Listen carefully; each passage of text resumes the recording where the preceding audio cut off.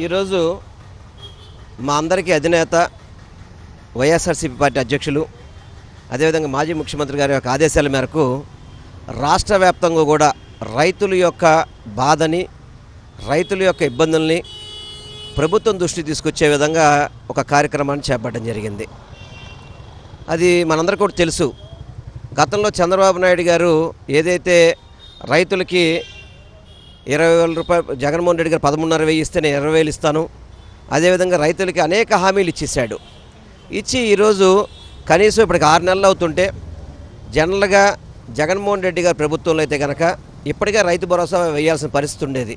ఆ 13,500 కనీసం 13,500 కూడా వేయకుండా రైతుల్ని నట్టింట ముచ్చే విధంగా, అదేవిధంగా ధాన్యం కొనుగోలులో అవకతవకలు కావచ్చు, ధాన్యం కొనుగోలు చేయకపోవడం కావచ్చు, పంటల బీమా కావచ్చు, రైతు భరోసా కేంద్రాలని ఎత్తివేయడం కావచ్చు, ఇవన్నీ కూడా రైతులకి అన్యాయం చేసే విధంగా, రైతుల్ని మోసం చేసే విధంగా రైతులందరూ కూడా ఈరోజు బాధపడుతున్న పరిస్థితి.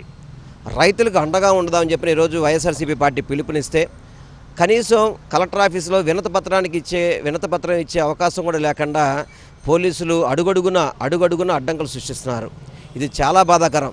అంటే రైతుల కోసం పోరాడుతున్న వైఎస్ఆర్సీపీ శ్రేణులందరినీ కూడా ఏదో పోలీసులు అణిచివేద్దామని చెప్పని పోలీసులు ఈ ధోరణిని మేము పూర్తిగా ఖండిస్తున్నాం. తప్పకుండా రైతులకి అండగా ఉండే విధంగానే వైఎస్ జగన్మోహన్ రెడ్డి గారు ఏదైతే పిలిపించారో ఆ పిలుపుని తూచా తప్పకుండా పాటిస్తూ రైతులకు న్యాయం జరిగే వరకు కూడా మేము పోరాటం చేస్తామని చెప్పని మీ ద్వారా నేను రైతులకి హామీ ఇస్తున్నాం. అందరం కూడా